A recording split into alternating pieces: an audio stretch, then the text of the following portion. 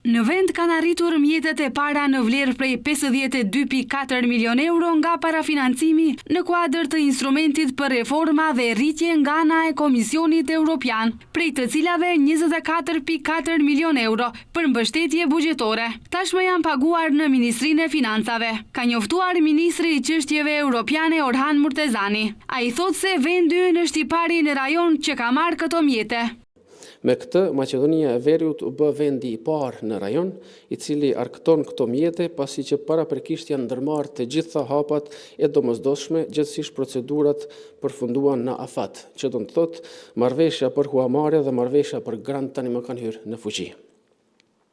Lajmi i dytë i rëndësishëm që lidhet me agjendën reformuese është ajo se me datë 14 mars të vitit 2025 deri te Komisioni Evropian në afatin e parapar e dorëzuam kërkesën e parë për lirimin e mjeteve në shumë prej 17.1 milion euro për implementimin e reformave me afat dhjetor 2024, afat ky i cili pastaj nga Komisioni Evropian u prolongua deri në fund të